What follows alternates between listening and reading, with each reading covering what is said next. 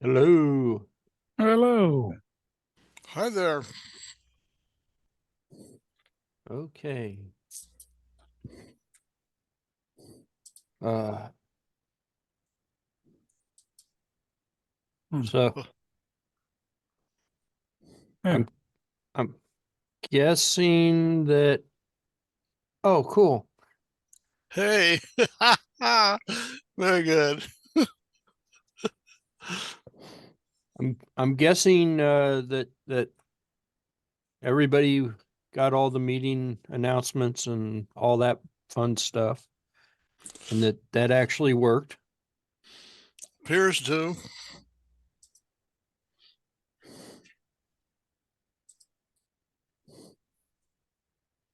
Any word from Jim? No, and I don't know. I really don't.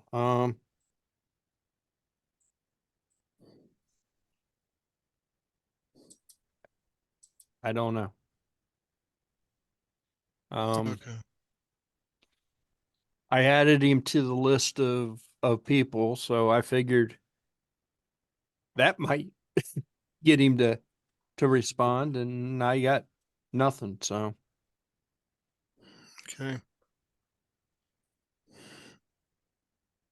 um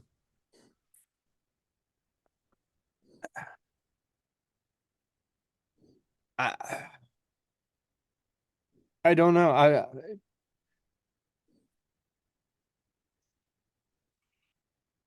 I'm guessing nobody else has heard from him either. So Nothing. I haven't.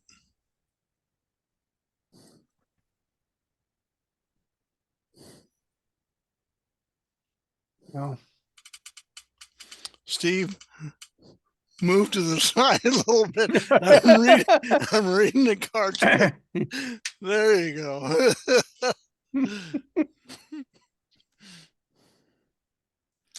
Okay, now I can move to the other side.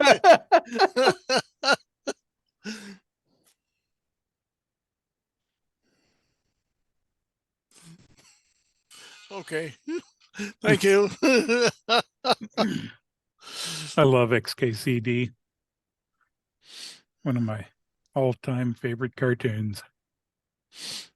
That one's about 985.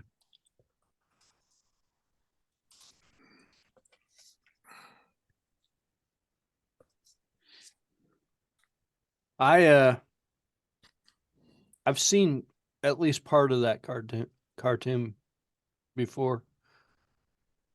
I don't know if I've seen the whole spread, but I've definitely seen the thing about using Nano and Emacs and no Vim. Everybody uses Vim. That's certainly what my hands are trained to do. I don't know. I remember when I played with Vax, with on the Vax system. It was a Vim. They had Vim. Mm-hmm. They had Vim, I think, if you had Unix on it. If you had whatever the operating system was now, was then, the native one on Vax was something else. Had Yeah. worse. Actually, I think the way they had it set up was you could boot into either a Unix prompt or something else. But they would default you to one or the other. So you were defaulted to the Unix, I think. Well, if you paid the Unix license, that's true.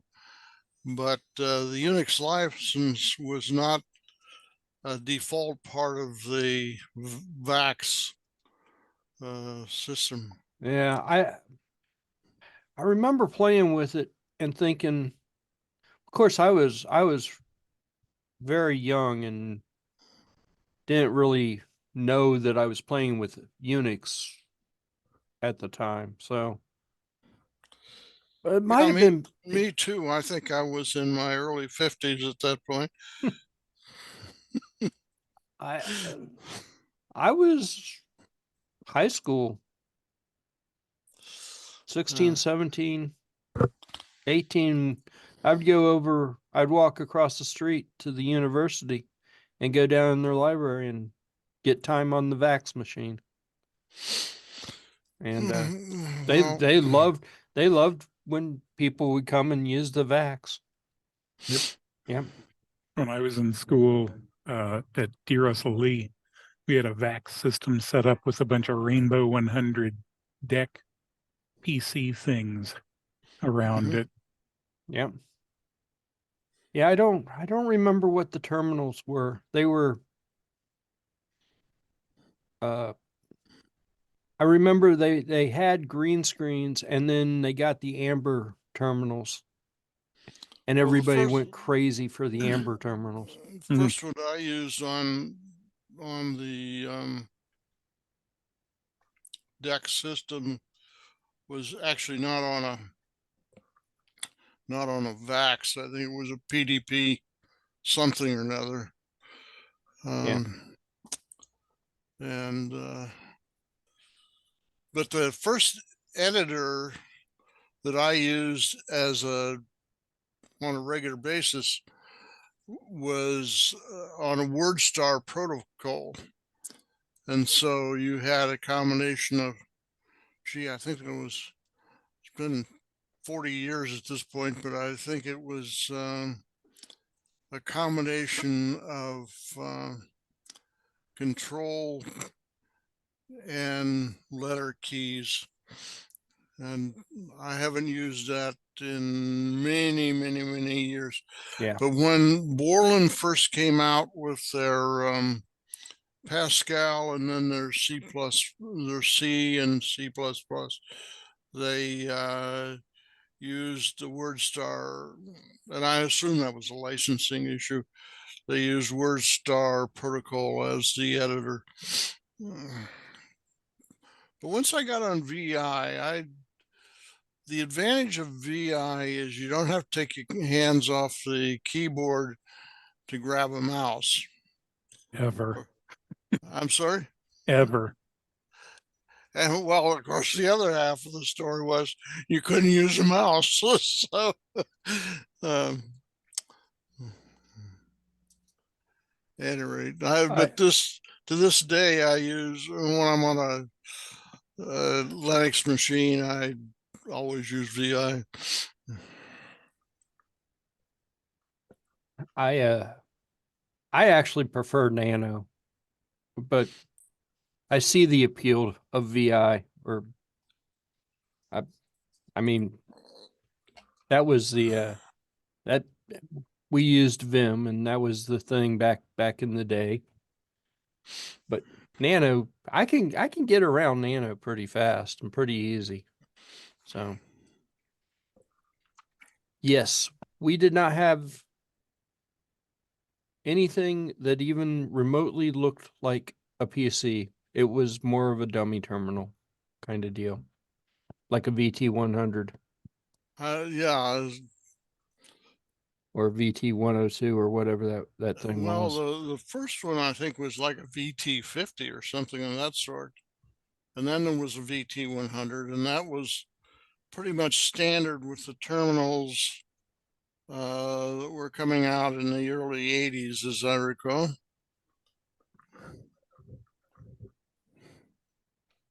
Yeah. When I worked at the printing company, we had a bunch of Sherwood 7000s, which were the nice amber screens. I loved those things. When they started getting rid of them, I took a pile of them home and was selling them to a couple of pizza joints. Were still using them. At one point, I had one out in the garage that was hooked up to my Linux box. It worked great. Network before network. I learned how to use links and W3M to browse the internet. I was happy. Yep. Yeah, I can't find what I remember being down in the lab. It was not an all-in-one deal. It was a monitor and a keyboard.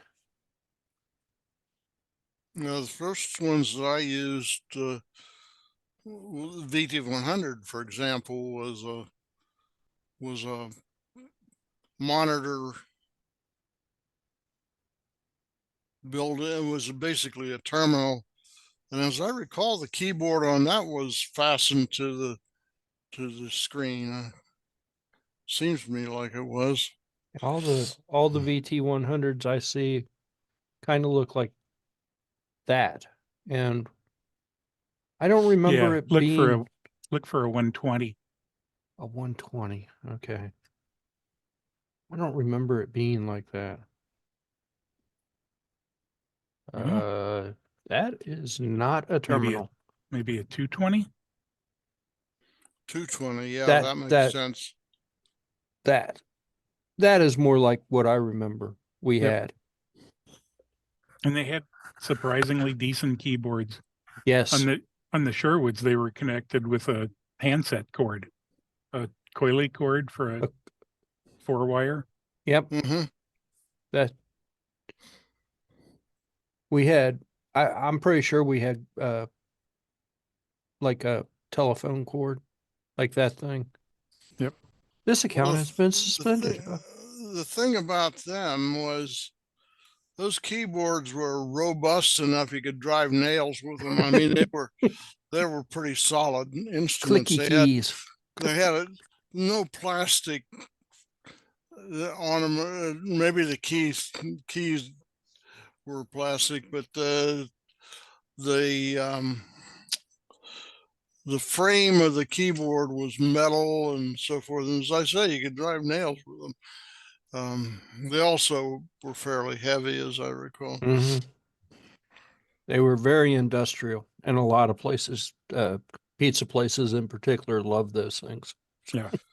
Well, the originals were probably designed and developed by DEC, I'm assuming.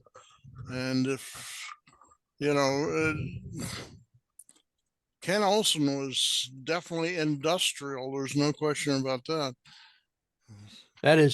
Yes, that's true. They were digitals, weren't they? Digital VT100s or whatever. Yeah. But the VT, that protocol became like a de facto standard for terminals. Yep. So At one point, somebody wrote a driver so that you could attach a parallel port zip drive to the parallel port on a serial terminal, because they had one. You could hook up a printer to them, mhm. and you could do file transfers from SCO Unix directly to a zip disk. It was hilarious. Do you have any idea how long it would take to write 100 megs to a zip disk across a 9600 baud serial line? Fun times. Assuming no errors, you're talking hours. I was going to say you have plenty of time for lunch, that's for sure. Yeah. Fun times. Fun times. When I worked at the printing company, they had those Sherwood terminals everywhere, but they had everything tied to a PDP-11 that did all of the design layout. And the PDP-11 was in a room by itself that had 4 terminals on a desk that looked like a swastika. There was a big color monitor in the middle of it. This thing had the PDP-11 had a video card that was 18 inches square and 2 layers thick with like 3 megs of RAM on it. And when you would rotate the color monitor in the middle of these 4 desks, it would switch to which one was able to display what it was looking at. Yeah, I tried so hard to get that switch bank off of that thing. I would guess that probably kept you pretty warm in that room too. It was comfy. It was right outside the dark room that had a 3-foot diameter cylinder. You'd walk in, spin the cylinder around, and walk out into the dark room. That was fun.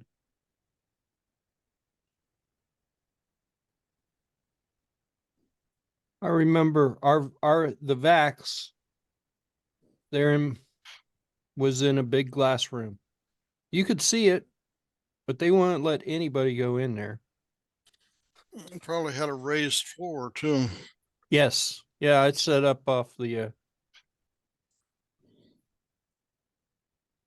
and it was air conditioned. It was extra air conditioned in there. Yeah. And I always thought that was cool. Go down there and go in there as a high school student without any kind of thing and go, I just want to play on the computer. Okay. Set me up an account and everything. I mean, I had my own login name and that good times. But it was down in the basement at Miami University. They're across the street from the high school in Middletown. Basement of the library. And people just I went thought over there. Miami was in Oxford. They have a campus in Middletown.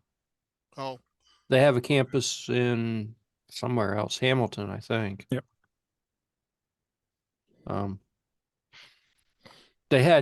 There was Miami, Oxford, and Miami, Middletown, and those were the two campuses that they had at the time. And Middletown had the computers. I'm guessing Oxford did too, but In Krieger Hall. I wasn't old enough to drive, so I couldn't go to Oxford. But I sure could walk across the street. Yeah, the computer lab in Oxford was Krieger Hall. That had a bunch of Deckwriter 2 and 3 terminals that were no video display. Okay. When you typed, it did a remote echo back to the 132 column printer you were sitting at. Those were massive printers. 110 baud initially. were these the chain printers? No, they were dot matrix. They were Had just a big. Yeah, had a print head about 3.5 inches in diameter with ribs on the back of it to cool it off. Those things that go through 5 layers. They were impressive. That's it. Yeah, that's probably. Oh no, that's got the wide Yep. format paper. Z-bar. There were deck writers there in Middletown too, but they were sitting down at the end of the terminals, and you could just queue a print job and go down there and print them.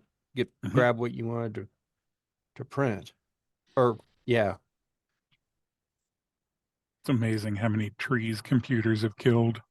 Oh yeah. And continue to kill.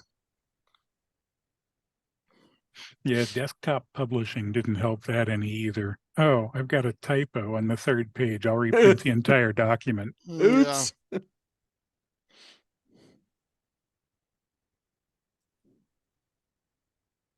Yeah, I remember my neighbor across the street.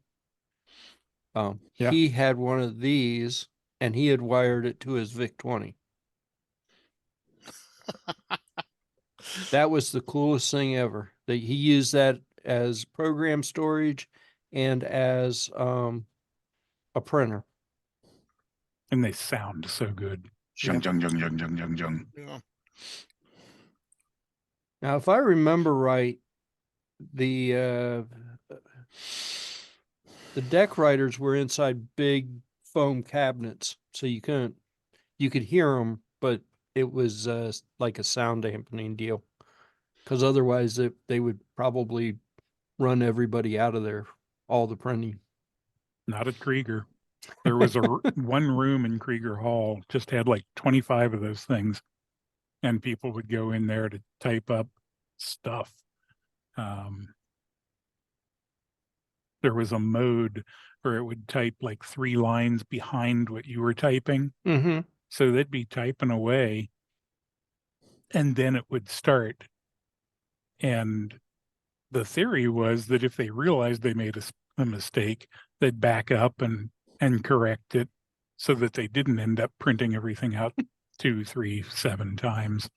It didn't really work out that way. When I was selling those Sherwood terminals to the pizza place, they had a little Red Hat 4, I think, box that was connected to everything serial. It had, oh shoot, I don't remember what the serial card was, but it was like a 12-port serial adapter that connected to the various terminals and printers. And I knew one of the waitresses there, and they had a problem with one of their terminals, and she called me and asked if I could help. So I go up there to see what they've got and come back like 3 hours later with a terminal, and I'm trying to put it in and having trouble getting it set up. We called a company, and I'm talking with this guy for like 20 minutes. He's like, you know Linux? Oh, dude, on and on. And he gave me about a 70-mile radius of pizza places that were using his software. And I did service for them for years while I was full-time employed with several different companies. That worked out nicely. You get free pizza? Oh, absolutely. Lots of it. Yeah, that I had acquired some of those green screens from somewhere, and the pizza place that I worked at the time, he was like, "How many of those do you have?" And I told him, and he said, "I want all of them. I need spares." I'm like, "Okay." Made good money off of that deal. And he was very happy to pay me in pizza. Just feed me for the rest of my life. Okay. Well, it is true that you could eventually get tired of pizza. But That's I'm a takes a long lot- time in the future. I was going to say it takes a lot of pizza to do that. I'm starting to get to that point. Pizza has to be really good at this point, and Domino's is just not that great. It used to be. It used to be. Domino's, a Domino's extra cheese and pepperoni pizza used to be primo. Yeah.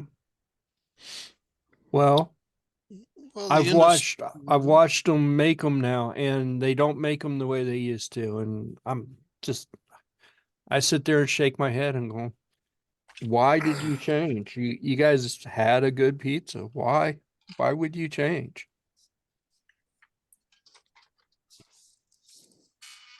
And my biggest complaint with Domino's is it cost $5 to have it delivered. $5. I mean, I remember the day when that was free. Yeah, but I suspect the cost of gasoline was around $1 too. But When I was stationed at Fort Knox, we'd get together with other people and we'd order a pizza from Domino's. This is when they had the 30 minutes or it's free. Wait about 5-8 minutes, have somebody else order one for the same building. Somebody's getting a free pizza. Yeah. yeah. The delivery fee that they charge, though, does not go to the driver. If it went to the driver, I might not have such a big issue with it, but they started off with $1.75 delivery fee, and then it went to $3, and now it's $5. And their cost increases cannot have gone up that much. I mean, they just they're tacking money on because they can at this point, because people want to buy pizza. They want to win my heart back. They'll drop the stupid fee and bring back free delivery. I would order every day from them if they did that.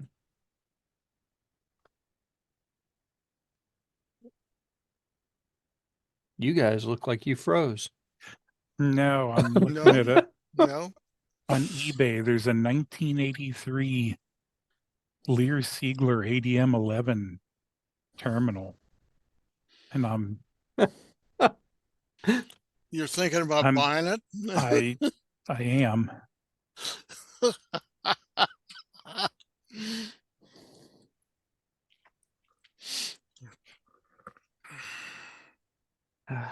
It's just what you need, Steve. You need. I need a serial terminal. Yeah.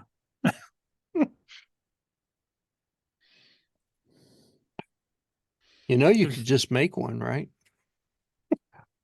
Yeah, not with the amber monitor though. That's true.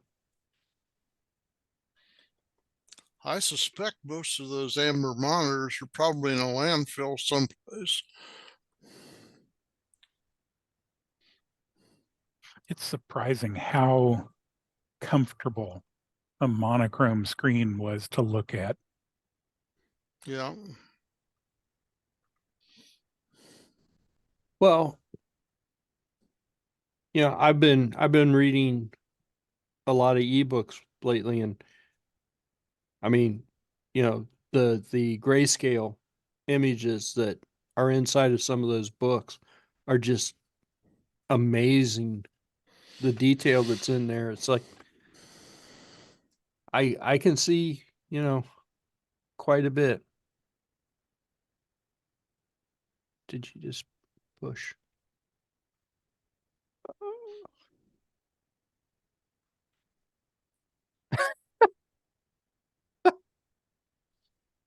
Oh,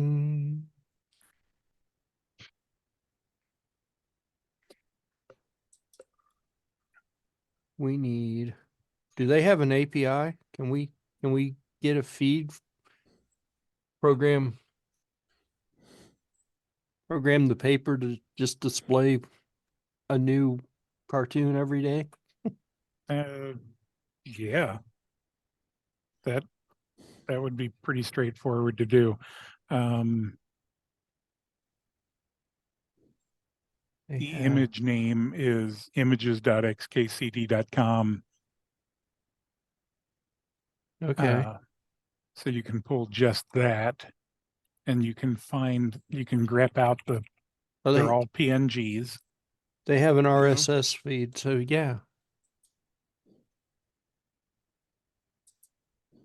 Should be able to. I might play around with that. That might be a play arounder. The only problem is sometimes they're 9 panels wide and sometimes they're 8 panels tall. There was one, it was, as you scrolled, it got bigger and it was showing temperature change over the last 25,000 years or something. That was kind of an interesting one.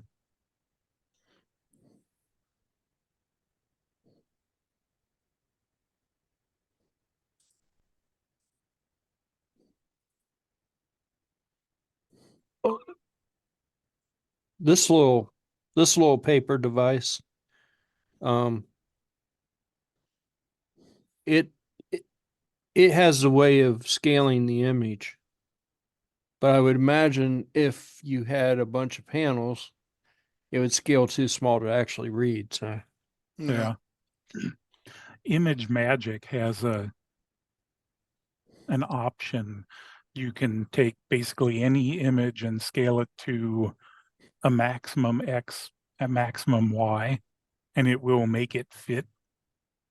I used to use that for doing web page stuff. Wow.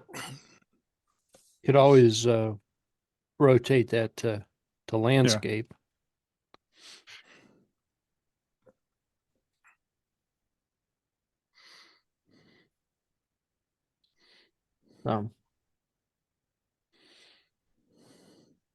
So I was actually semi-productive this week. I don't know how productive I actually was, but I was semi-productive. I played around a little with a couple of different desktops on the laptop, on the club's laptop. Yeah. And LXDE seems to be the least resource heavy, seems to not want to, or seems to, OBS seems to work better with it. So when we go back in person, we'll have to play around with that a little. But I also played with my Panasonic tablet that I had got. And the only thing I can think is there's a hardware limitation. It's got two cameras like your tablet does, front camera and a back camera. It will not display both cameras at the same time. One or the other, but not both. Um, That's curious. Of course, mine won't display either camera anytime. that's bizarre too. So That's a feature, is it? Yeah. And I did the upgrade, and for about 5 minutes, I actually had audio. Actual sounds were coming out of it. And I was like, this is cool. So I restarted the machine, and of course, it broke the audio. So I have no idea what that was all about. It was very, very, very faint. You could barely hear it, even though the sound was turned up as loud as it could. So my sincere guess is the speaker is blown, and whatever it's actually making noise, and the tablet was sitting in the right spot, and the speaker was just able to vibrate. Can you access the speaker?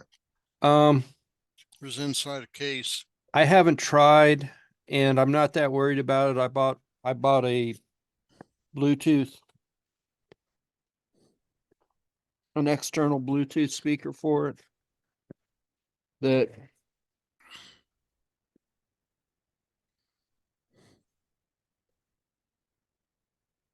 is Okay. very, very loud and works very well. It's got some bass reflex and everything. But when I bought this tablet, I knew that the speaker didn't work. The seller said the speaker didn't work. So, and I didn't really care because I wanted it, because I wanted to be able to take notes. And you don't really need sound for that. But I was at one of the flea markets, and I saw this for $3, and I said, yep, I'll take that. So it works very well. And then of course, with the little clicker thingy that I built, that I made, wherever it is. I have to charge this up. The little external button thing.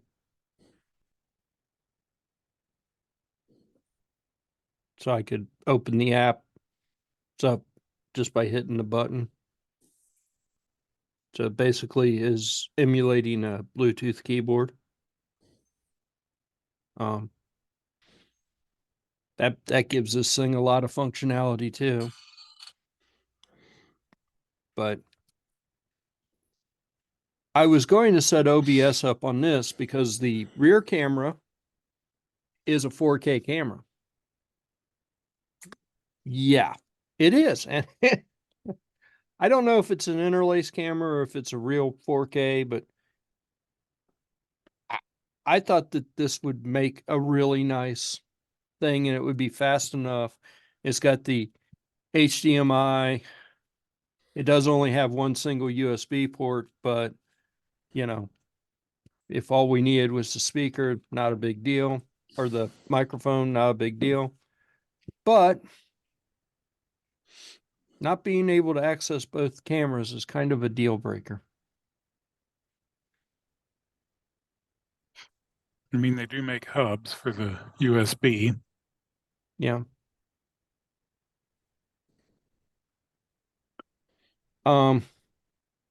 So both cameras show up as USB cameras, obviously, but both of them show up 3 times. And I'm not real sure what that's all about. Of course, only video 0 and video 2 are the ones that actually work. But they're video 0, video 1, and media 0 are all the rear camera. And video 2, video 3, and media 1 are all the front camera. And I'm not real sure what that's all about. Weird little dealy bobs there. Is that case actually openable? Is it openable? Yeah, I mean, without destroying or cutting metal or anything, is it possible to pop the back off of that and see what's what? I think so. There are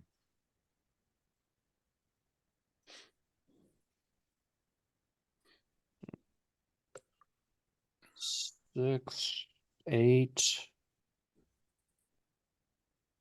12, 14, So you want an electric screwdriver supplied? 20, 26, 28. They're somewhere around 28 to 30 screws in the back of it. Now, I think some of those screws, like this, little is a cover that you can take off and it just exposes one of the antennas. So I'm not sure that I need to take all the screws out. That one also exposes 4 more screws. Yeah, right. Probably does.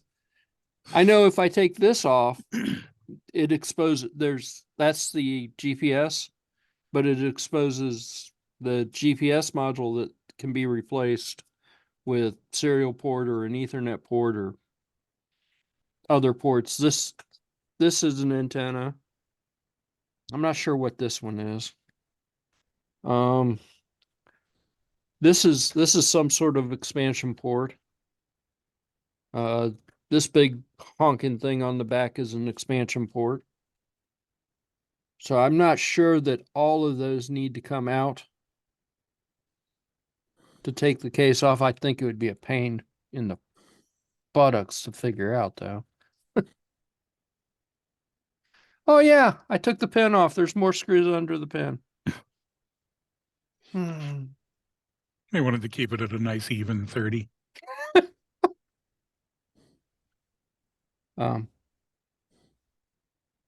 As far as expandability goes, it's modular.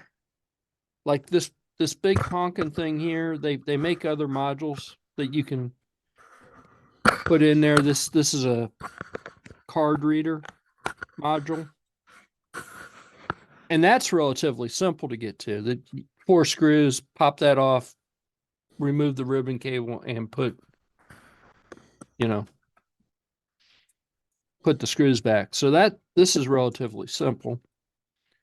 The GPS is relatively simple to get to. I think there's 2 more screws down in there though.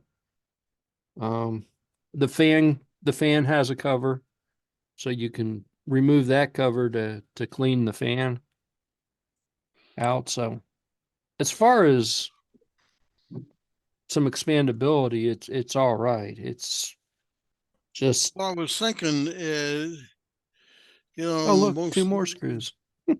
most likely problem with the speaker is just one of the wires is detached. That's kind of what I'm thinking. But or the speaker itself is just blown. And like I said, either way, it doesn't really matter. I just thought it was interesting that I did the upgrade and all of a sudden I could hear sounds coming out of it. And then I couldn't. So is Ray with us or not? Yeah, Ray's phone is with us. Okay. Ray is with you. Okay. Salutations. Hi there. He's off. What He's time off zone on you in, adventure. Ray? The normal time zone, Eastern.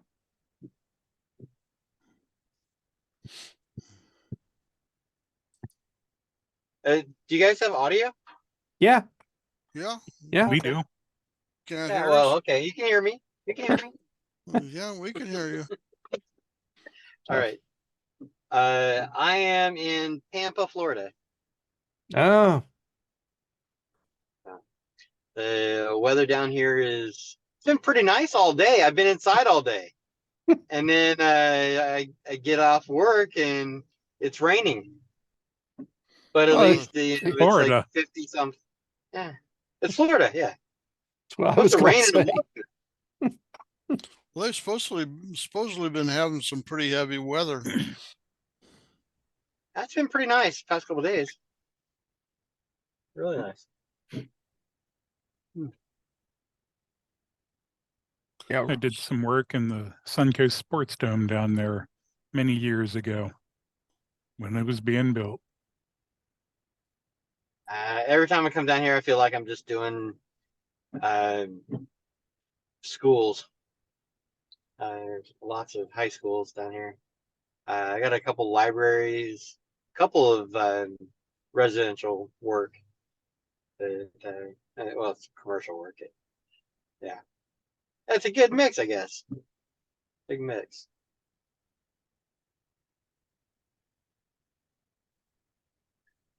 Ray sent me a video this morning. It was more of a joke, but It was kind of funny. cool.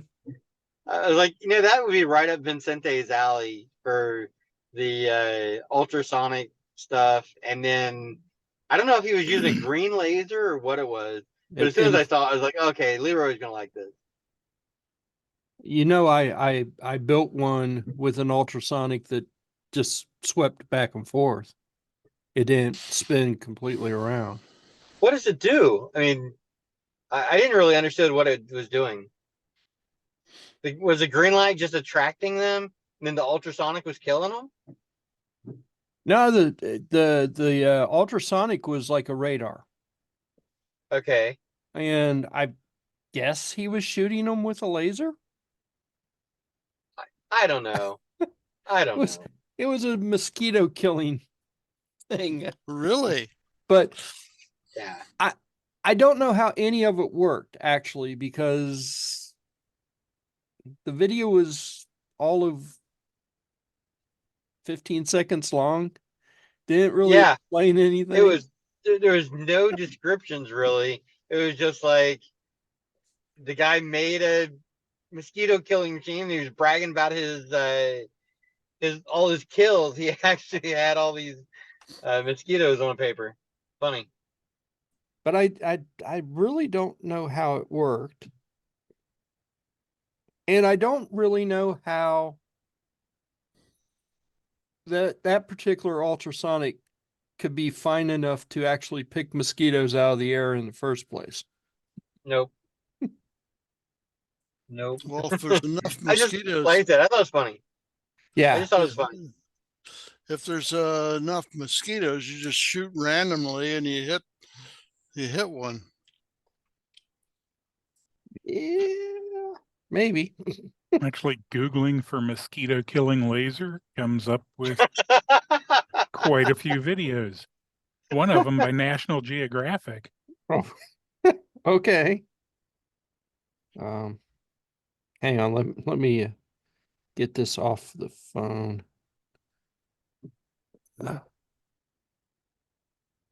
Thinking maybe I should have a CO2 laser killing mosquitoes. That might be overkill to say the least. But you can get I a lot think- of them in a line.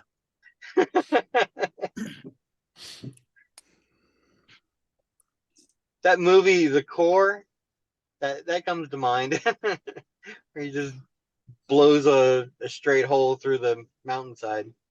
It's funny.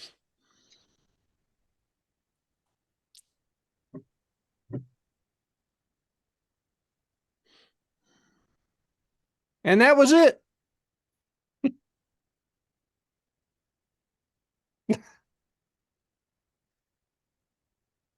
I don't know. I actually thought that the radar thing was kind of cool, you know. But the killing of mosquitoes, I don't know. I could upscale it and go to killing raccoons. Mm, Mm. you might be able to track raccoons with an ultrasonic or two. I don't know if they'd be attracted by the blinky lights, though. It might be interesting. Uh, Hook up a solenoid valve so to pull the trigger on the gun. yeah. There's it's a mouse trap that uses a CO2 cartridge, and it detects the mouse near the food, and the CO2 cartridge actuates a solenoid valve, and it just almost chops the mouse in half. And then because of the angle of the trap, the mouse body slides out of the way, and it actually counts how many mice you've killed that night. Keeps a nice little counter. Mm. There's another one that runs on like a magazine of like 22 blanks, and it uses that to actuate the mousetrap, so it can only kill like 20 mice at a time. 20 mice per reload. So it uses a blank to shoot the mouse. It uses a blank as the pressure load to actuate a guillotine, and the guillotine doesn't really chop the mouse's head off. It hits it so hard that it can kill a large rat. It's not meant to chop the rat in half. It's just meant to break its neck, break its body, or whatever, so it can't do anything else. But then it falls away. There's a guy on TikTok or something like that, YouTube. I watch him. It's Mousetrap Monday. Oh, yeah. You guys watch him? And he evaluates like hundreds and hundreds of different kinds of mousetraps, and it's moles, voles, and mice and rats. It goes through like mousetraps that have been around for hundreds of years. He's like, some of these mousetrap, it'll catch a mouse, and then another mouse will just crawl over the dead body and eat the cheese. And so there's multiple like mousetraps with multiple actuations. So you don't want to just get one mouse per night. You want to be able to catch hundreds of mice. I think his favorite one is it's the spinning log on a bucket, and there's water in the bucket to drown the mouse, but there's this floating material on the water so that the mice look at it and they think it's dirt, so they're not as scared to go over top of this stuff. But then as soon as they slip on the rolling log, they're done. And so the mousetrap bucket with the rolling log is like the best. So this guy has 2 mice. I can't remember one of them's name. It's a brown one, but then the other one is he nicknamed it Indiana, like Indiana Jones, going through all the traps and the raiding the tombs, or, looking for stuff. He's like, that mouse can get through anything. So, yeah. I'm sure there's some organization someplace that would take umbrage. Oh yeah. Well, he has learned that when he puts his videos on YouTube, he can't show a dead mouse and he can't show it actually killing the mouse. But he can switch to another scene and you can hear the rat trap Ka-thunk. snapping or something like that. Ka-thunk, yeah. He's like, you can't show any animal getting killed. And then when he's done with it, he makes sure that, if he's feeding it poison, it gets disposed of properly. But if it's a mechanical actuation that kills the mouse, he takes the body out in his backyard and throws it and or places it. And he puts a video camera on it so that he can see what other animals come to eat it. And that's when I realized blue jays were carnivores. Oh yeah. And Oh, yeah. assholes. Absolutely. And they're mean about it, yeah. Magpies are mean and evil. I didn't realize they were so gory. Well, Yeah. think about it. Robins are carnivores. They don't eat seeds. They eat worms. Okay. And But blue anything jays else are they just can catch. blue I'm jays are sorry? just And pretty much anything else they can catch. Yeah, yeah. Oh, that's true. I But think most blue birds jay- are, aren't they? Aren't No. most Well, yeah. birds? No, some are herbivores. There are I a lot think- of Well, good videos of deer eating baby birds out of nests. Ooh, Yeah. didn't know that. Yeah. No, I've seen Look where for like that one blue on jays YouTube. and crows and magpies just going back and forth, destroying each other's nests, killing each other's eggs, and killing each other's young. I mean, it's like this magpie flew into a crow's nest and just slaughtered 4 baby chicks, and he was vicious about it. I mean, just the baby chicks thought it was mama coming back to feed them, and this magpie was just ramming his beak down the chicks, just destroying them from the inside out, just destroying their throats. And he'd get done with one baby chick, and the other baby chick just open his mouth like, "You're gonna feed me," and then just bam, bam, bam. It's, oh yeah. And the guy was like, "Oh, I can't turn away. This is gory, but oh my gosh, this is real nature." Oh man.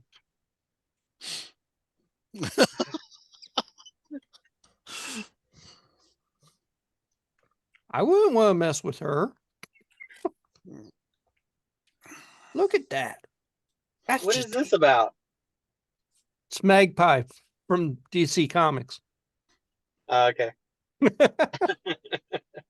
Wrong Magpie. We gotta stop Ray from giving you a visualization of magpies killing baby birds. Murderous Oh. crows. Yeah, you hear all the stories about, this guy fed the crow some food, and the crow is bringing him money and bringing him gold rings. Like, that's good. Just wait until you piss off a crow, though. He'll never forget your face, and he'll poop on your car every day. There is a reason why they call crows murders. Well, A flock of crows. flock of crows is called a murder of crows. Yeah. That was actually a very good movie. A Murder of Crows. A Murder of Crows. Well, You ever get originally it? it was a play, I believe, but yeah, Ah, okay. it's, I've seen the play. I've never seen the movie. Never knew it was a play, but the movie's set in New Orleans and well done. Maybe unrelated. I'm not sure. But I know I've seen a play called A Murder of Crows. Well, okay, back on to normal topics. I'm currently on a trip, a tour through. I think my first stop was in Georgia, south of Atlanta. Then I had to go to Panama City Beach. Then another one a couple hours from there, and another stop a couple hours from there. Now I'm in Tampa. I had a school today. I've got a technical college tomorrow. Then I've got a biker gang the day after that. A biker gang? They have their own. Absolutely.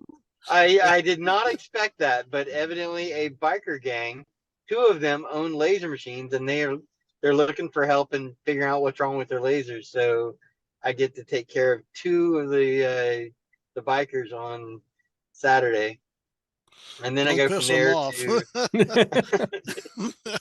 So this is they refer to themselves as the biker gang, and I thought, well, that's interesting. They're like, yeah, we're gun enthusiasts. I was like, yeah, okay. And then they said, well, we're all like probation officers and military and police officers. I was like, all right. So no felons allowed, because the probation officers aren't allowed to hang out with felons. So I'm like, that just means you haven't been caught yet. But I'll bet there's some felons in the group. But anyway, after that, I've got a whole bunch of laser machines to see at a factory, and then I've got a stop in South Carolina, then North Carolina, then maybe Georgia, and maybe Kentucky, and then be home. So I'm hoping to be home around the 27th or 28th or 30th or something like that. Ray just hopes to come back sometime. Sometime I'm going to be back.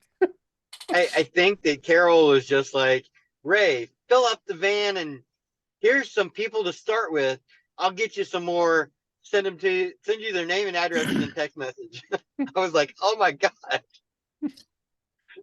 So Keep are you you on the- solo keep on you this on the trip or road. not? I am solo on this trip. Yeah.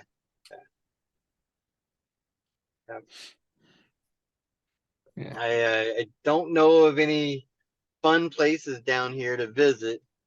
I don't know of any. Actually, I know that there just got to be a couple of maker spaces down here.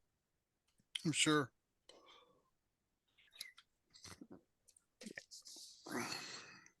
So I got tonight in Tampa, tomorrow's in Tampa, and then I got like a 3-hour drive to get to Ocala.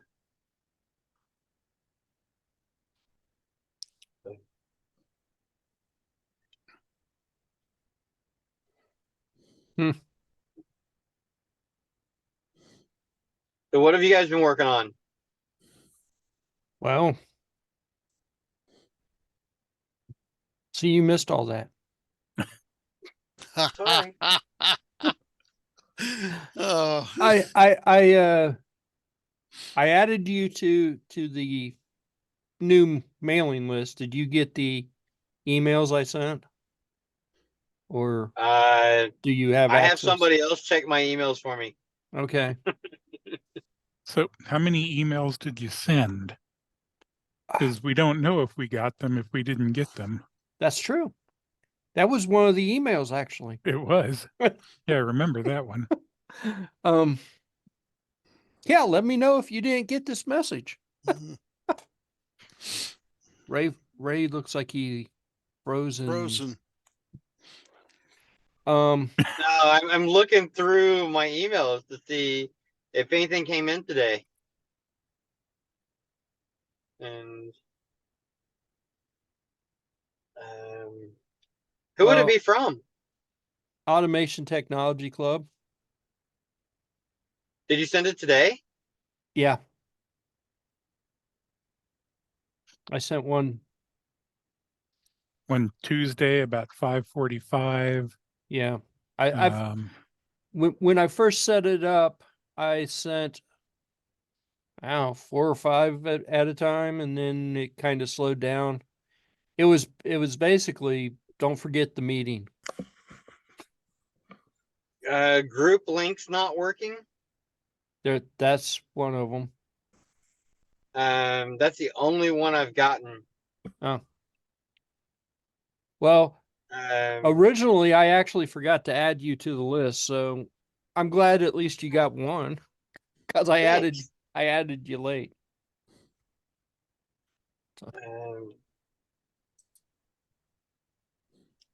But I was trying to like remember everybody's email address. Yeah, group links not working. That's the only one I've gotten. Well, the other ones are coming. Maybe.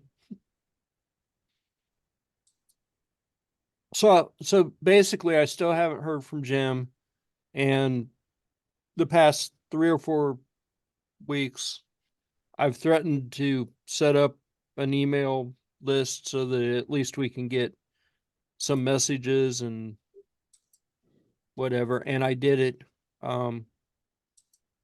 So it's basically a Google group, and if you send an email to that link, it will send it to everybody in the group.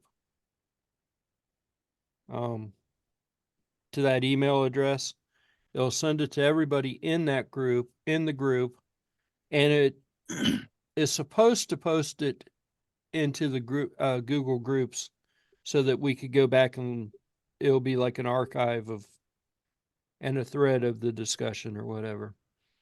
That is part of what isn't working for everybody. Some people it works for, and some people it doesn't, and I have no idea really what's going on with that. I've got a pretty good idea. It If has you're something logged, to do with how you're logged into Google. if you're logged into Google, but your email address, the email address that you're sending that newsletter to isn't my current Google login, I'm not allowed to see it. Yeah. If I log out of Google, I can, which Yeah. seems stupid, but meh. Yeah. So I've got 2 or 3 different Google email addresses, Mhm. and I can see all of them. And I'm not real sure why, because I've only got one set up for the group. So Oh, weird. I think yeah, it's weird. Anyway, it's it is that's the idea behind it, is so if you send an email to the group address, to the group email, it's supposed to make a thread, and everybody in the group is supposed to get it. And I'm going to start using it for meeting announcements until we know something about what's going on with Jim, because right now we still don't know anything about what's going on with Jim. So how long has he been missing? it's This been is a the month third now. week. December This is- 15th. Yeah, it's been a month. So this is the 4th time he's missed. December the December 15th meeting was the last time we saw him. So yeah, it's been 4 weeks. Yeah, this is the 4th week. Yeah. Yeah. So That was the last time that the newsletter had gotten updated. That's the last time any of that's been updated. So, and I don't have access to his mailing list. He has a larger mailing list. And when I went back and I looked to see the last letter, meeting announcement he sent, I got a blind carbon copy. So I didn't get his full list. So I've got some that have a list of people, not all. yeah, Yeah. well, I mean, basically I put who normally shows up at the meeting. So if there's anybody else, just email them and tell them how to do it. Because with the way Google Groups is set up, you can add yourself into the group by sending a message to the email address and adding plus subscribe, and it will subscribe you to the group. So that's one nice thing. I don't have to keep track of all that stuff. Try to make life a little simpler. But yeah. And if you don't want to be subscribed, you can send a message with plus unsubscribe, and it'll unsubscribe you from the group. So right now I think there's 11 people subscribed to the thing, and it's people, that we know come to the group or are part of the group. So there might be 12. There might be 12 people now. Anyway, it's a pretty small group. That's what it is. But that's what I've been working on. And I don't know, did you watch the video last week, Art? It's when I have not watched the one for last week. okay. I've watched the one for the week before, but not last week. The when I we switched to OBS and all that, and when I was trying to rewatch it a little bit, I noticed that there were some jitters, and I didn't know if it was just me or if it really is. So I think the current laptop that we've got is just not great for doing Okay. OBS. So we'll probably, until we can get something better, we'll probably just have one camera going, because that seemed to work well with that. So that's my thought on that. And then I guess we could play. So Leroy, yeah. I just sent you one of the earlier meeting announcements from Jim, where he actually included Other I don't people. know, a lot of people, as a matter of fact. So you just got it, or you should have just gotten it. Well,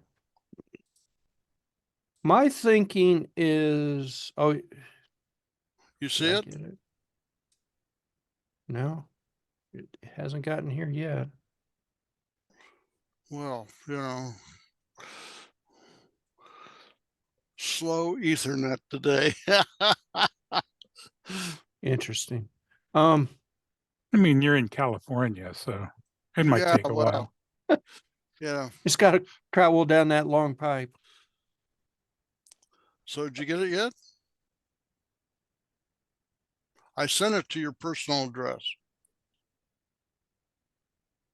Is now in Salt Lake City, maybe. Is in the way.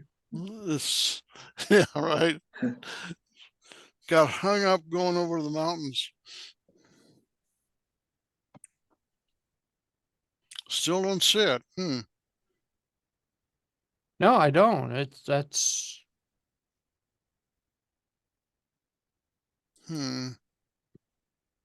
I am logged in as myself, yes.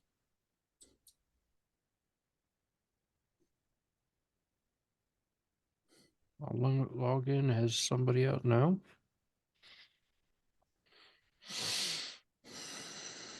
And either Google is, I don't know. That's just Google isn't that slow. But my thinking is Jim had a lot of people on the list that never showed up to the meeting. That I'm thinking, maybe we should just start the list over again and include people that are showing up. Because you guys are the ones that interact with us and the meeting, and everybody else who is on this list, it probably doesn't care too much one way or the other.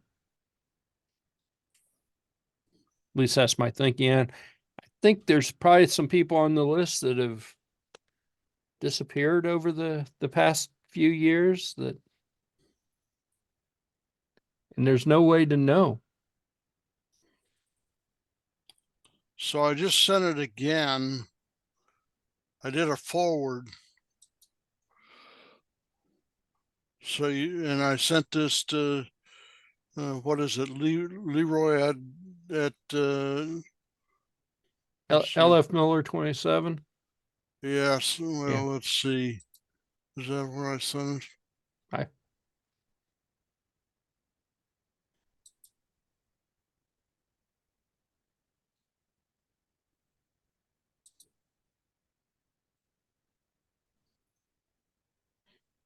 I'm not seeing it. Check the spam. LF Spam. Miller 27 at gmail.com. Now everybody on the internet will know. Oh, sorry. Sorry.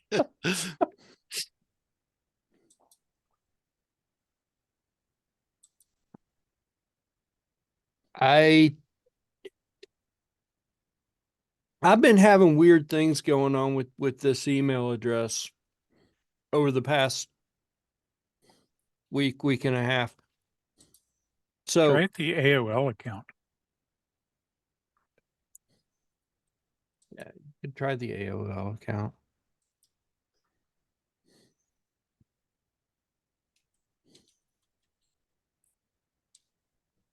So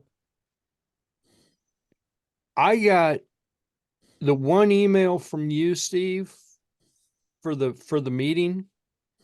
It showed up. I saw it. It was in my thing. I tried to reply to it and it disappeared. And I haven't gotten another one since. And I cannot find that email. I have no idea where it went. I've never really played with Gmail much. I have several accounts, but one of them I get on average 7 messages a year. Yeah.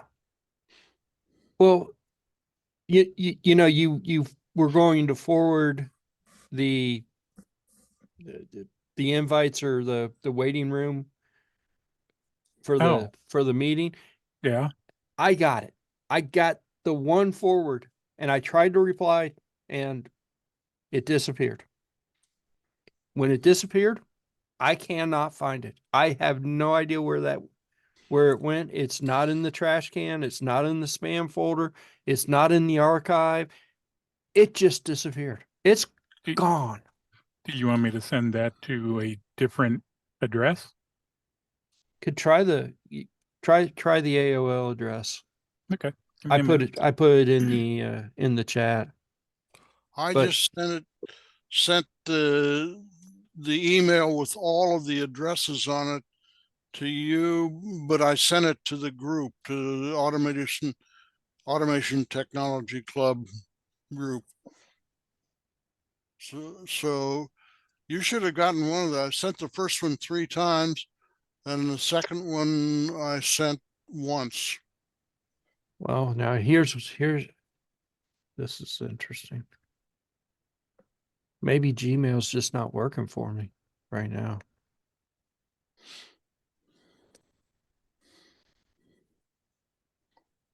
No, you got no new emails? Got no new emails.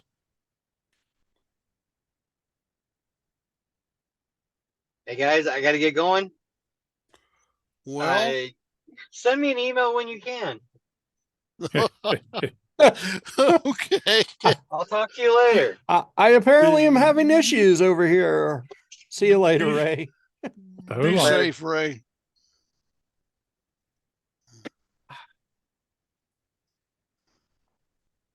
At this point, I'm not getting. I don't know.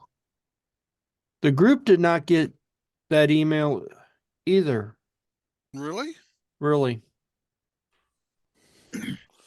Unless there's a delay when you have a couple of hundred addressees, or do they filter that out as spam? That I might believe that it's being filtered as spam. Because I'll tell you, one of my experiences with spam filters was when I was still teaching, I would send to all of my students in a class. And if you got above a certain number in the same domain, it got filtered out as spam. Yeah. Now I thought I had the group set up to send me a notice about getting spam, but I don't see that either. So I bet it's being filtered as spam. But I don't know if we really want to add a whole bunch of more people to the group. I think we want to wait. If somebody new shows up, we can get their email address or whatever and add them to the group that way, or have them add themselves to the group. Because like I said, we're interacting with each other like every week. Yeah. And people that are on this list may or may not be interacting. I know the 10 or 11 people that are on the list at least come to the meeting. They may not come every week, but at least they come to the meeting. And active members. Yeah. Do you have the 2 mics? I do have 2 mics. I think I'm missing the 3rd mic though. So, Well, there's Mike Lau. yeah. Mike Sullivan. Yeah. Uh-huh. And I don't know what his last name is, but there's another one.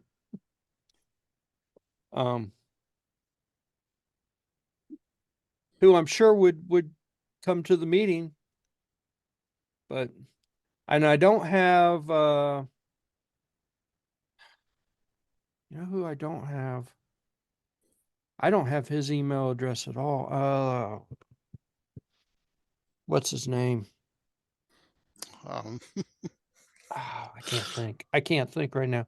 I will think, and I'll email you, or after I think of his name, because you probably have his email address in that list. I just can't think of its name right now. Kenny. There, I thought of Kenny? his name. Oh, Kenny, yeah. I don't have Kenny his. must know what's going on with Jim. Yeah, They Kenny are might know close. what's going on with Jim. So, his email address probably is in that list somewhere of people.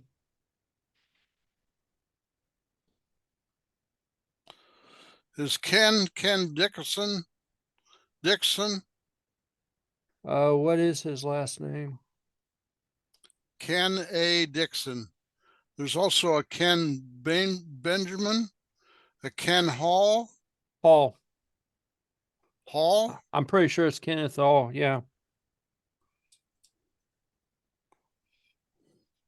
Kenny Hall. Okay, I'm going to put it in the chat. Okay. Okay.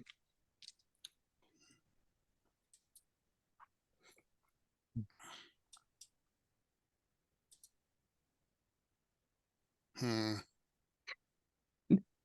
Now the chat's not doing what the chat's supposed to do.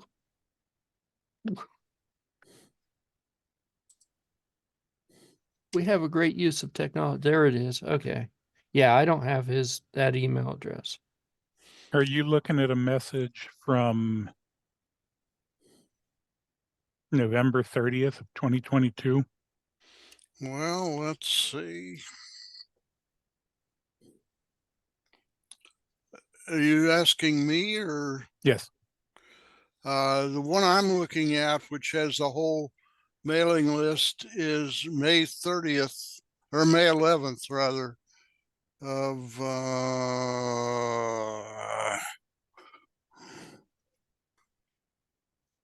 May 11th of 2022.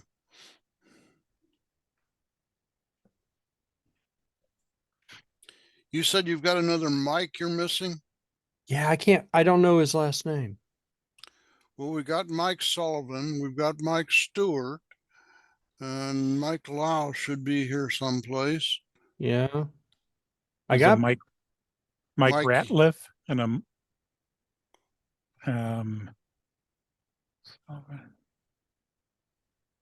yeah, they're not in alphabetical order. See, I don't know his last name, so yeah,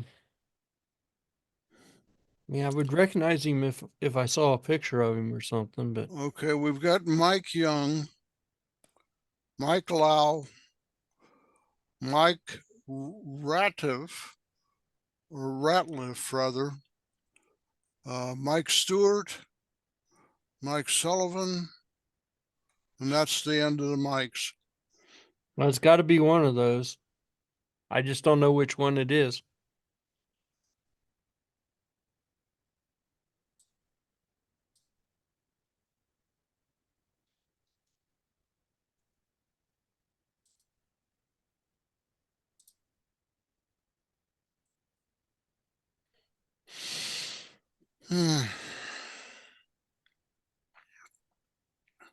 Well, we know who Mike Sullivan and Mike Lau is. Yes. I've got and both of those have already been added. Then I've got a Mike Young, or white Mike Jung.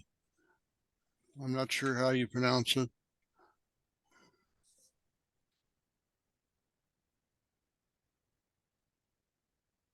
You got Barry, right?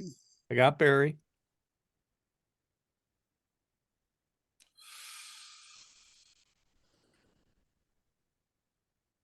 Okay. I just sent Kenny an email to see if he knows anything about Jim, and then I'll add him to the group.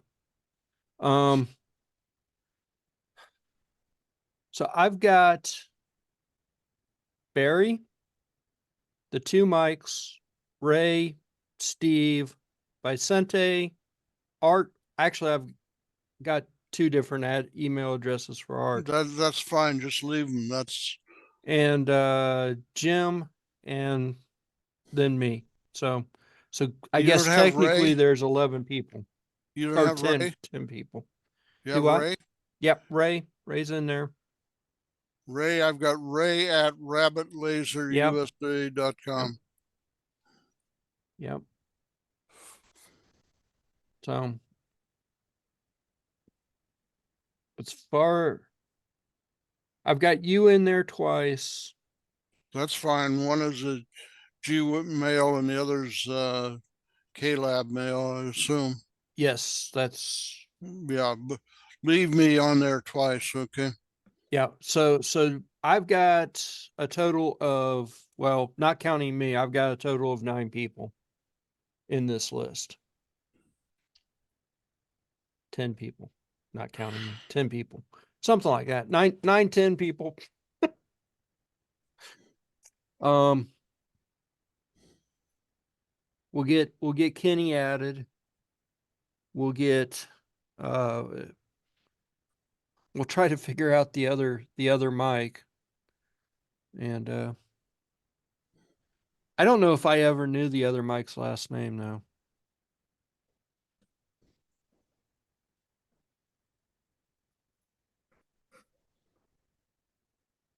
And then we'll go from there. So, Got a couple of Jeremys.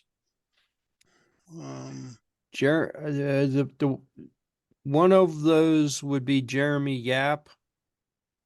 Yes. Probably. Jeremy Yap, that's correct. It's on the list. He used to be very active, but I haven't seen him in over a year. Yeah. So I don't think I've he ever seen. moved. I don't did he think I- move? He may have moved. So He was the guy that was really into locks, right? yep, that was Okay.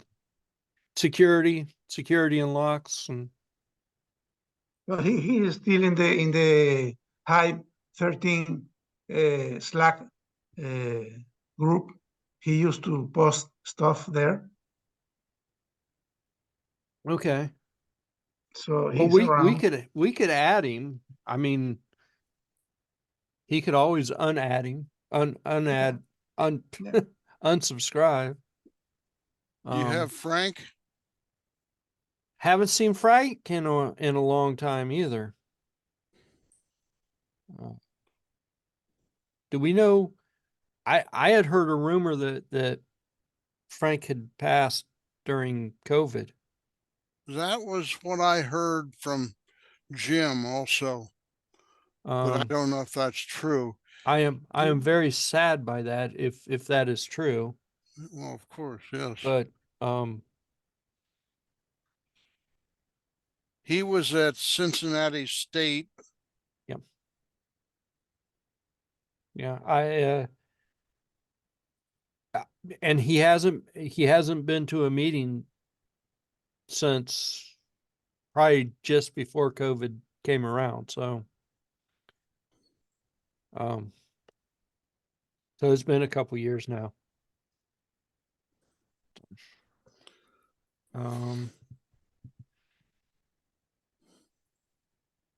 Always enjoyed Frank's projects. He always had some good projects.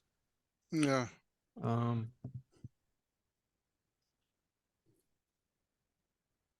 So if it's true that he has passed, he has missed. He's missed anyway, but it's even sadder if he's passed. Do you have Steve on the list? That's Steve? Like Steve Jones, you know? Yeah. Pretty sure I'm on the list. That one? That's Steve there? Yeah. That's the only Steve I know of. Yeah. Do you have, the question was though, when you were listing him off, I didn't hear his name. Yeah. So Yeah, he's there. He's there. and Barry you've got, of course. Yeah. Barry is Kimball. Yes. Or something Yeah. like that. Yeah. The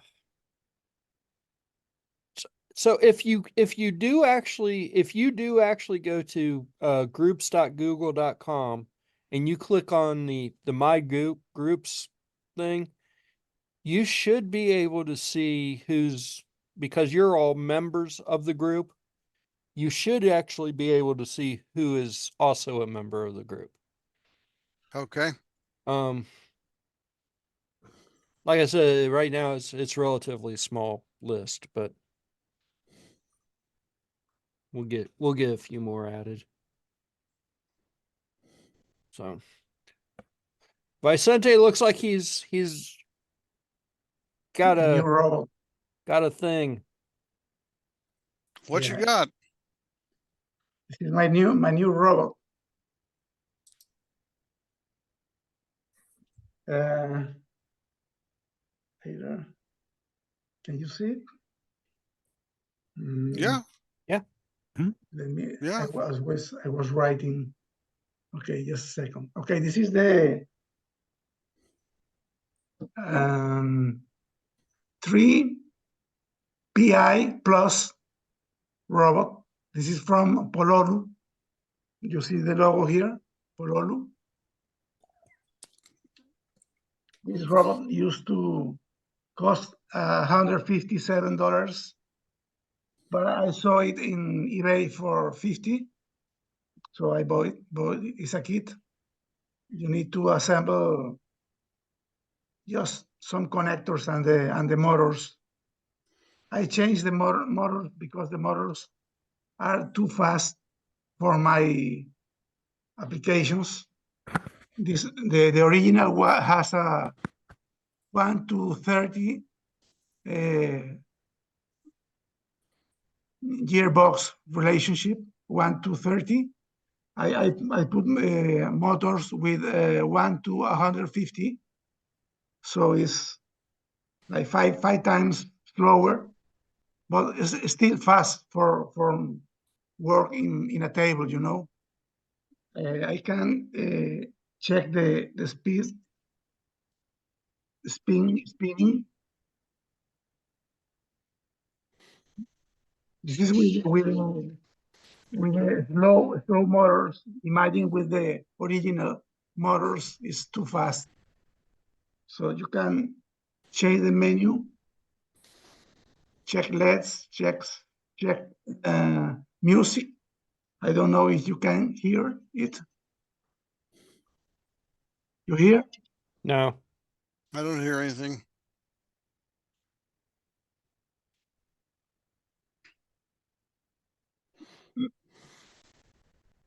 I don't know where is my mic.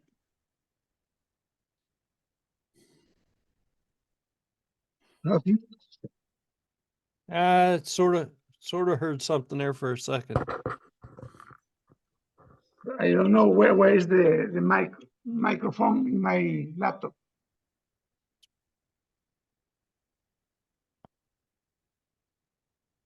Moving around. It's a little piezo buzzer sound. Yeah, yes, it's a Yeah. very high frequency, so maybe bad to send by audio interface. Okay. Let me change the menu. Power, you can check the battery voltage, 6.12 volts. It has 4 triple A batteries.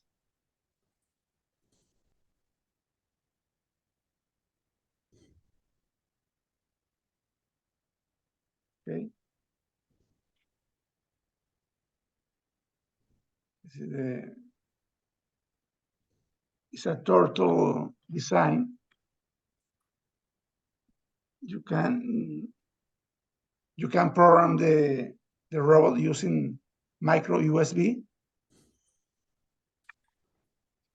It has an Arduino microcontroller. It's like a my Leonardo. yes, like the Leonardo. It's a 32U something.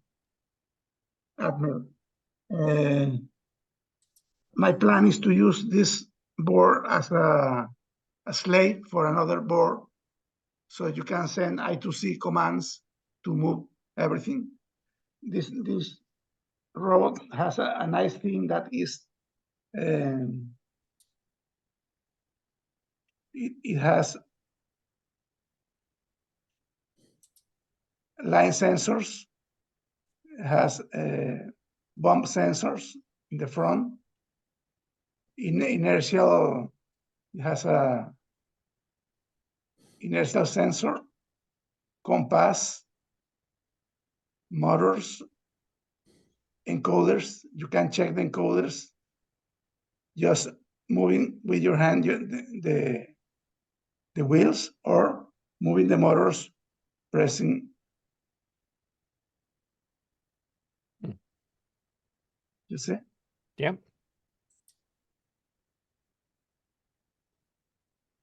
Hey, Leroy, Yeah. I just got 3 bounce notices for email sent to your address. Hmm. So that's the reason you're not getting them, is that they're bouncing. This is the lfmiller27@gmail.com. They're bouncing.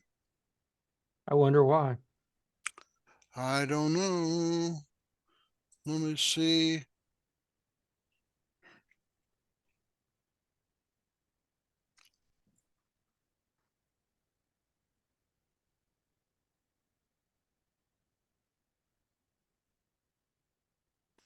Now it shows the one that went to the Automation Technology Club to have gone through. Oh, that's probably not a good place to send a list of mailing addresses.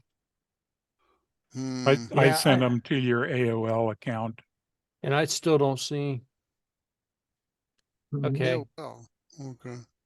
Yeah, I got the list to the AOL account just now from Okay. Steve. From Steve. All's good. Okay.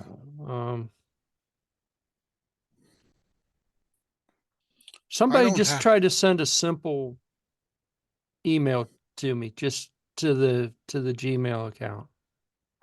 To the LF. Yeah, just hi or something, just something Okay. simple. That I can do. That's odd that it, unless it bounced because it thought it was spam. That's possible. Give me a second. I can send one and watch my outbound spool and see what it does.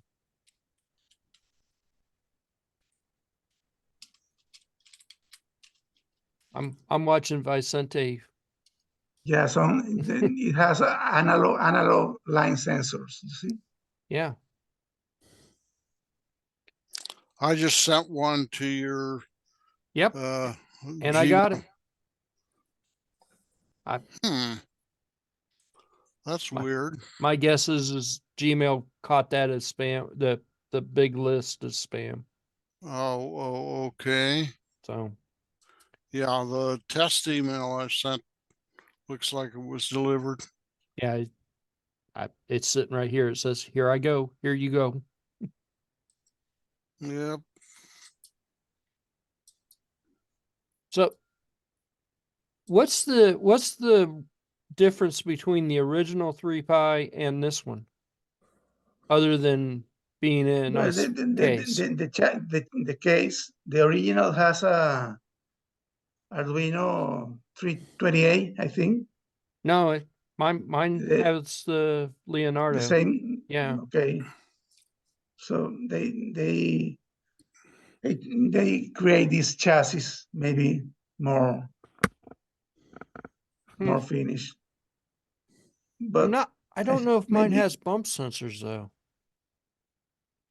this has bump sensors in the front, but you need to cut these plastic bridges here.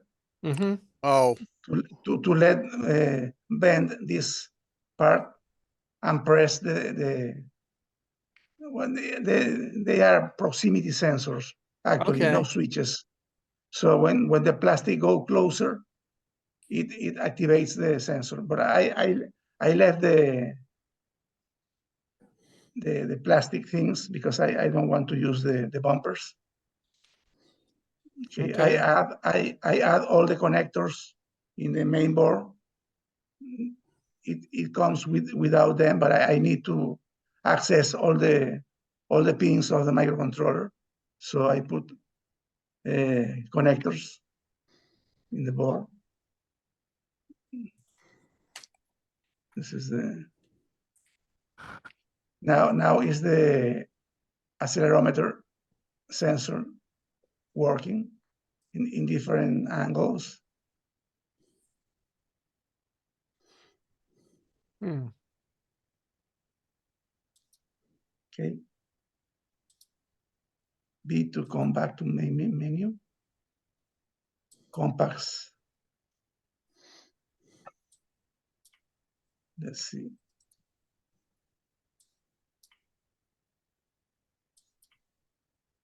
Oh, I will show my position.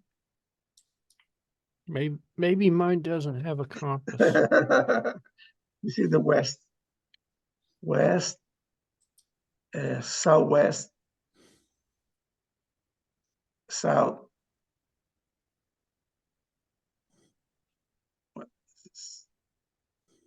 Northeast, north.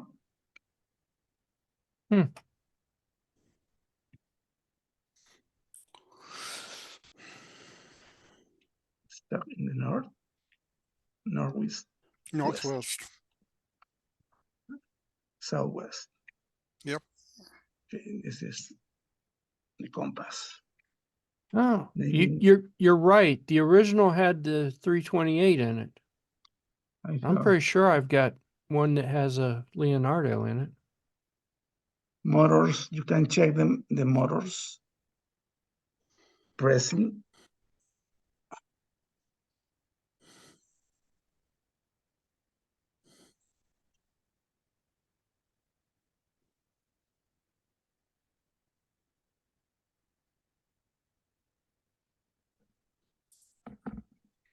Hmm.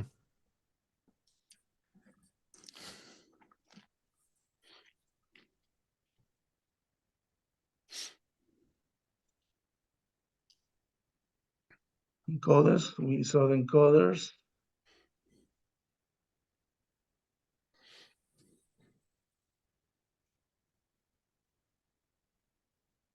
Encoders count to 1000 and then go back to 0.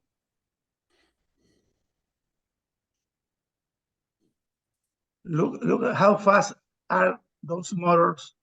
Imagine the original motors. That's why they have 3 models. This is the standard. They have one model that is the turtle. The turtle has a 1 to 75 relationship. And then they have one hyper fast that is 1 to 15. My modification is 1 to 150. I need to move slow in the table or whatever to check my programs. So that's it. Any chance that thing's calibrated to give you distance in millimeters? Well, it actually, you can do whatever with the program. It's an open source and it's an Arduino sketch. So you can go and change whatever you want. Just these numbers can be converted in millimeters or centimeters or inches or whatever you want. You need just to calibrate it in a I was table just or something. curious if out of the box it was millimeters. I saw it in the Pololu libraries. Maybe they have standardized the diameter of this wheel, Yeah. but you need to modify the formula using your gearbox gear radio, because you are counting the turns of the motor, not the wheel. You are in the other okay. The other side of the motor, in the axle of the motor that is really fast. So you are counting original turns of the motor, and you maybe in a single turn, maybe you count more than 1,000 increments in this encoder. You need to use another counter, a bigger counter, to keep track of where are you, because this is too fast to. I was just I think. curious because it looks like it's pretty close to a 32 millimeter wheel, and that'd be a Yes, nice, easy. 36 or something. Yeah.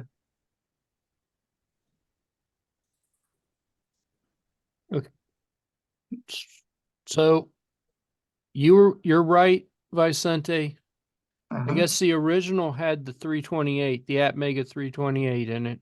Okay. Okay. So I don't know what I was thinking, but it also doesn't have the IMU or the compass Okay. in it.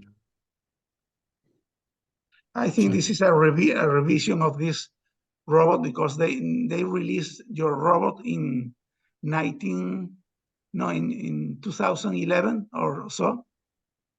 This is 12 Yeah, years old. yeah, the design, original. Yeah.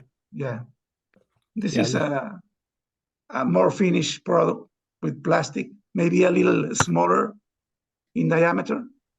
Well, you don't need a programmer to program yours either, right? You can just Excuse plug me? it in to the IDE and program it. Yeah, yes, directly, yes. See, I need an ISP programmer to Wow, program okay, mine. yeah. I can't You just can plug use it. you can use an ISP here also. Yeah, You see, the yeah. connector. But Yeah, so I think mine probably came out before the Arduino IDE was even a thing. well, You were was beginning, programming it yeah. with AVR or something. I think Arduino start in 2009 2005. or 5. So Five. the IDE already exists. So then, Yeah, see it. The original links say program the Hulu in AVRC. So okay. they were. So this Yeah, so thing before the Arduino, yeah. or before the Arduino became popular. Yeah, Anyway. yeah. So yeah, good stuff. I think it's a little expensive. That's why I never look at it. But I saw an opportunity and took it. The best place to find those is on eBay because I Yeah. never paid full price for any of And mine. it came sealed, completely sealed, original as a kit. Yep. So Yeah, I never paid full price for any of mine. I bought all mine off of eBay. So let me we got about 12 minutes or so. Let me show you my thing. I put a link to the library that I'm using to do this. mhm. Let me check. Let's see here. So I've got a M5 stack camera with a fisheye lens on it, and I'm running a color blob detect, and it's detecting green right now. So if we block out the green, block it out, or if I turn off the light, it won't see the green and it'll disappear. Okay. It goes a And dark green instead of chroma green. yeah, well, so I haven't quite figured out the usefulness of this yet, but if we reprogram it, now it's going to detect red as soon as it.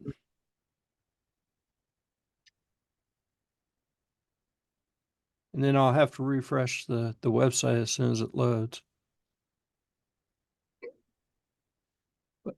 this library has color blob detection. It has line crossing detection, which seems to work pretty well for left and right, but not up and down.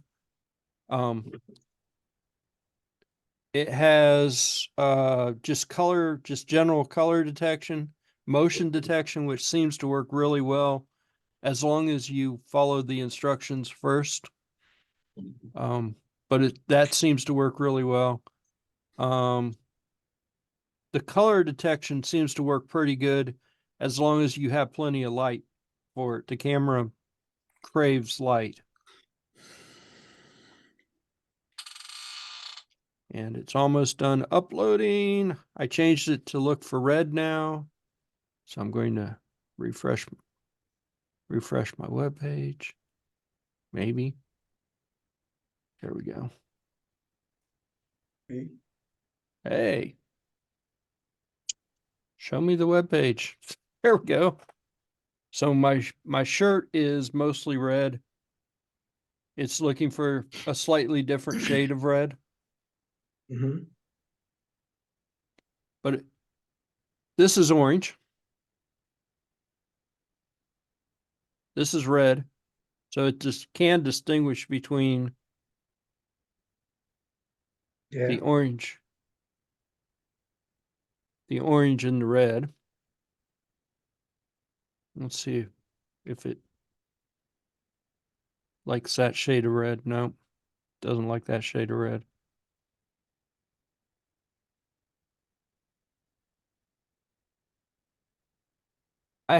Like I said, I haven't quite figured out what that's going to do for me. I was thinking about making a map of different colors and telling it to go and find the color. But with it needing as much light as it needs, I don't know if that would work real well or not. So that's my interesting little side project for this week. Right. Yeah, I saw some of your pictures in the WhatsApp. Nice. Yeah. I was doing motion detection is really interesting on it.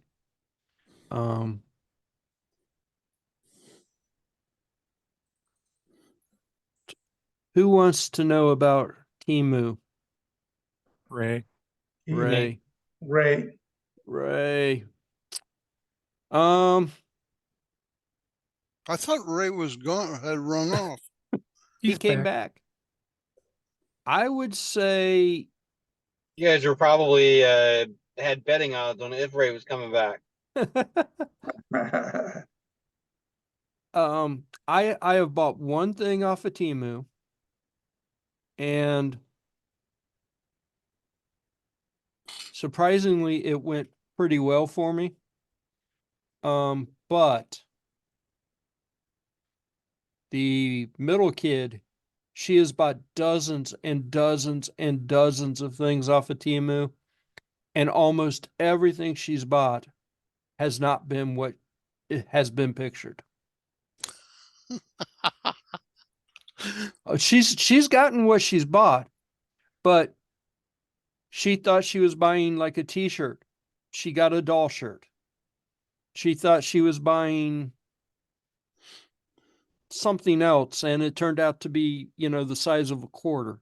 She thought it was like the size of a plate.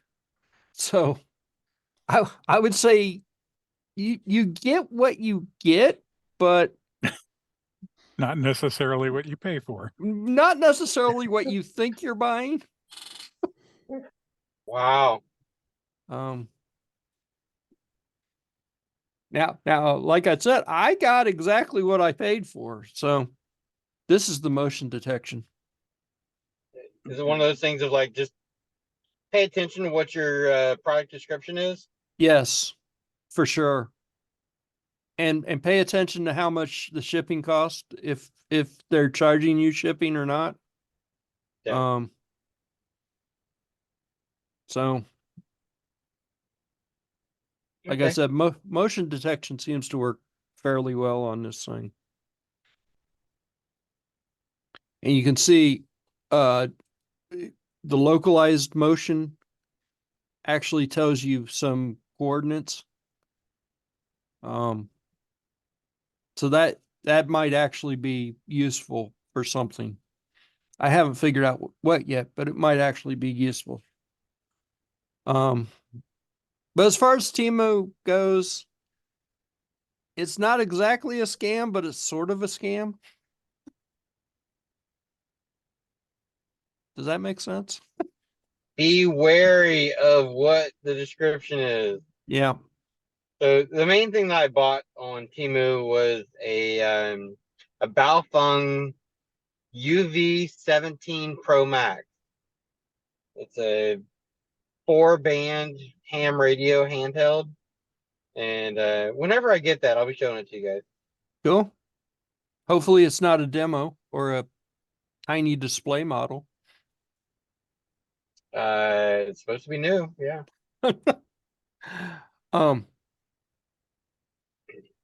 Yeah. Yeah, maybe one of these virtual meetings we could play around with doing some digital work or something with the digital radios. Yeah, I don't think that this one is a No, digital modes. For $37, I don't think so. the UV, what is it? The UV5K8 or UVK58. That radio is incredibly hackable. We probably ought to play around with that one day. You can load firmware over the internet onto that radio, and it will go down into HF, and it will do sideband, and it costs less than $20. It's not a digital radio though. So. Anyway, I bought one off of AliExpress for, I think it was $22, and that was with it being shipped. So these are SDRs or not? No. Sorta. This the chip that the UV5K8 uses is a wideband receiver, and the original firmware that's on it is not particularly good. Of course, the radio itself is tuned for 2-meter 440, but some very smart people have figured out what was actually in this radio and how to hack it, and they have just made it do all kinds of stuff. There's a firmware where you can load it and play Pong. I don't know why you would want to, but you could play Pong on the display screen of this little radio. That's hilarious. Yeah. Is the volume control the paddle? I think it's the 1 and 7 key are the paddle, but that is the one firmware that I just kind of went, that's silly, and I didn't load it.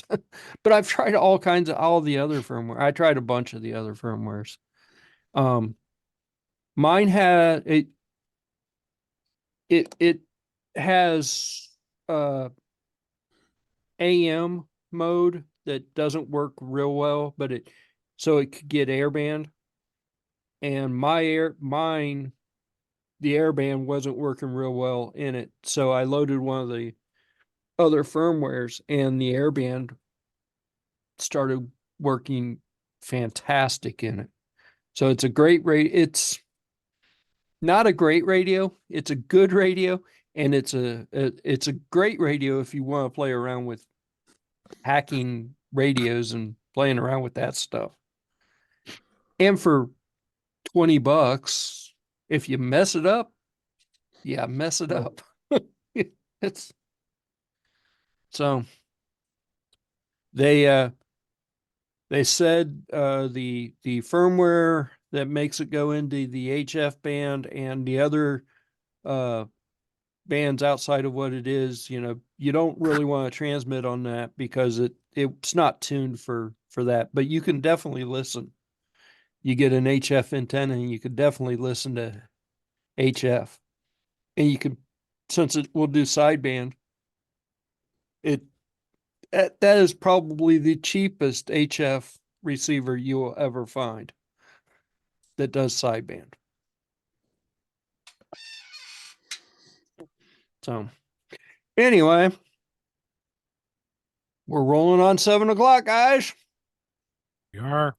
I did email Kenny. I will let everybody know what Kenny says. I'll add Kenny to the Please. list. Okay. And I'll see everybody next week. We're virtual again. Bye. Good Have a good night. See you later. Bye. Bye. See you Later. later. Bye. Bye.